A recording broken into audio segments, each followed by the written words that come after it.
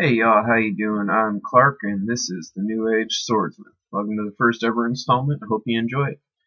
So today's video is just going to be a discussion, and we're going to be discussing the practicality of swords versus other weapons in today's day and age.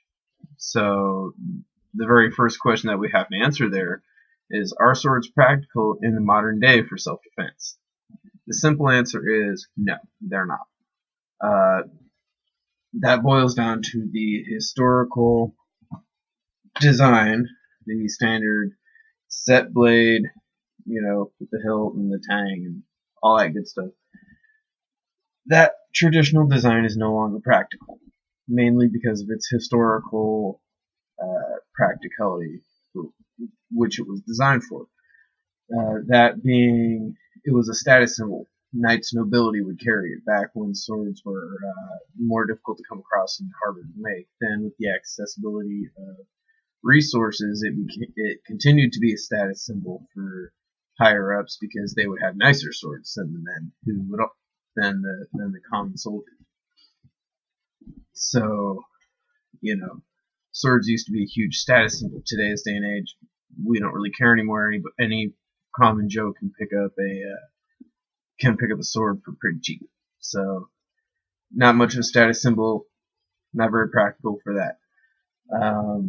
Like I said, the ease of accessibility was a huge thing because there was a time when all the foot soldiers had swords because our metallurgy processes and manufacturing processes advanced to the point where we could mass produce them.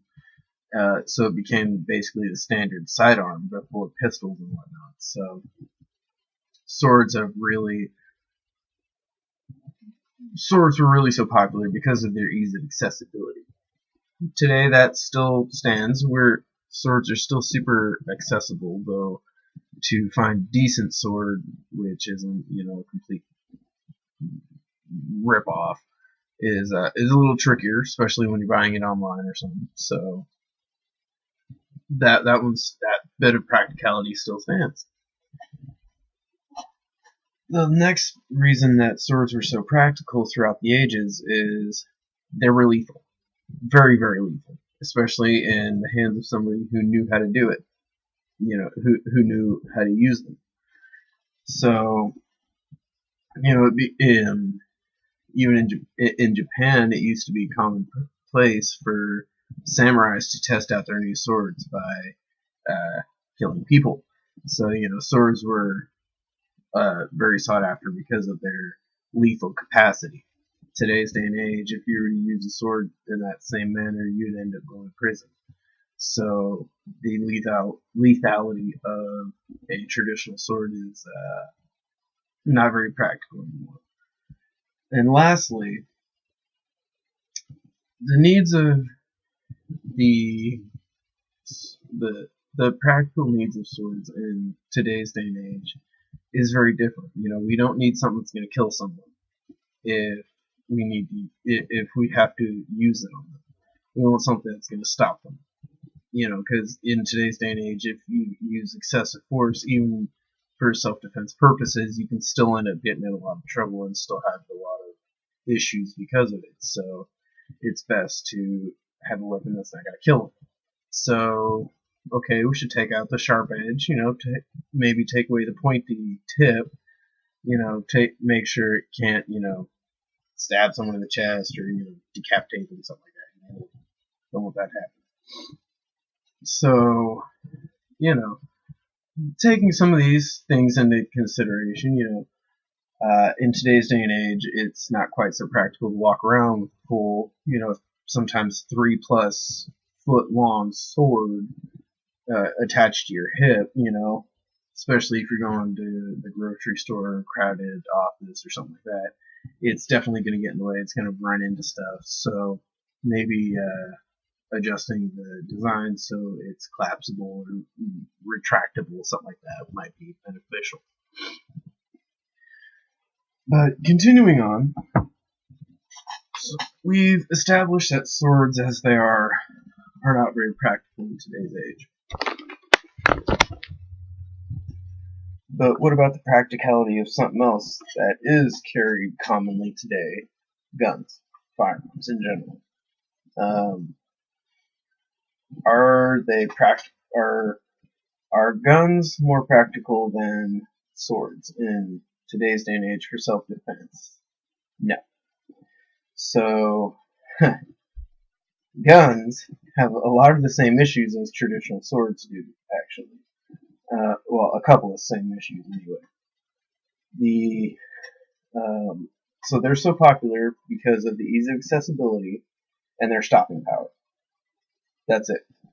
That's the main two reasons that guns are so popular. Because you plug someone even with a 22, it's going to stop them dead in their tracks. Because well, you're getting shot, it's going to hurt. That being said, guns have a lot of pitfalls themselves. So the practicality of guns, like I said, comes from the stopping power and the ease of accessibility. You can pick up a gun pretty easy, and like I said, even a 22 will stop a guy dead in his tracks. But their practicality kind of stops there. And when you think about it a little further, they're even less practical than you'd think because you have the serious risk of collateral damage. Every time you let off a round, there's a chance that bullet is not going to go where it's intended. You know, the bullets ricochet. You're not always going to be able to see everything behind your target. All of these issues, combined with the fact that once that bullet leaves the chamber, you cannot control a thing about what happens to it. You can't control when it stops. You can't control where it stops. You lose all control. You just get to point the general direction it goes. So, yeah, if there's like a school being hidden by a shrubbery or something, and your bullet misses or goes through your target or something, you're shooting at a school now. Or if the bullet ricochets, you know, you're out target shooting with your buddies and the bullet ricochets and takes out Joe right behind you. Yeah, you know, that guns are not very practical because of the collateral damage. Moving past that, mechanical failure is a huge issue. Okay, I can't even count the number of times I've seen guns who the owner had just plugged 50 rounds through, and then suddenly it jams. You know, mechanical failure is a huge issue, especially when you're talking about self-defense. You know, if you got a guy coming at you, and he's obviously a threat, and you pull your gun, and you go, ha, stop, and he doesn't stop, and you pull the trigger, and you hear the click, but no boom, you're SOL because you're not generally going to have enough time to get a second shot off. And that kind of leads me to my last issue with guns is the ammunition. Ammunition is a serious liability because it's because of the ammunition that you have the mechanism in the first place. Back in the day, you had like flintlocks. They were super simple, spring-loaded mechanisms. Chances of those failing, the mechanism itself failing in those, is very little. Yeah, you get misfires all the time and all that kind of stuff, but that has more to do with the load and lots of other variables. But mechanically, they didn't fail nearly as much back then. Today, our rounds are a lot different, and our mechanisms are so much more advanced. There's so many more moving parts that it just continuously keeps increasing the chances of mechanical failure. You know, the more moving parts, the bigger chance of failure. So ammunition just makes it so you have even more mechanical parts. The rounds themselves could be faulty. The primer could be faulty. There's just so many things that ammunition in general causes issues with. So yeah, just yet another reason guns not so practical for self-defense, And then, and I just want to throw this out there: the people who are going around carrying assault rifles or rifles in general for self-defense, or even that's just overkill. Or even the people who are going around carrying like 44 magnums and that kind of thing, way way overkill for self-defense. If you're looking for self-defense, you want to pick up something like a 22, um, a regular 45, a 9mm, something like that. Those rounds, they're big enough to definitely stop the assailant, but at the same time, they're small enough rounds that they're going to be able to be stopped fairly easily, especially if you're packing like hollow points or something.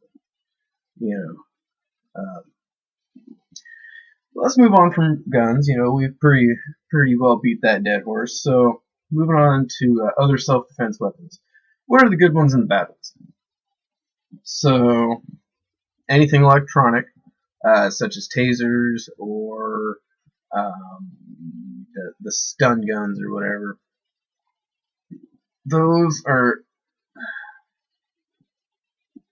They're okay, but I wouldn't trust them. Mainly for the same reason I wouldn't, for the mechanical reasons behind that, why I don't trust firearms is technology fails. If you take your taser out on a walk with your dog in the middle of the night and guy comes up on you, you go to tase him and your taser's dead, you got some issues.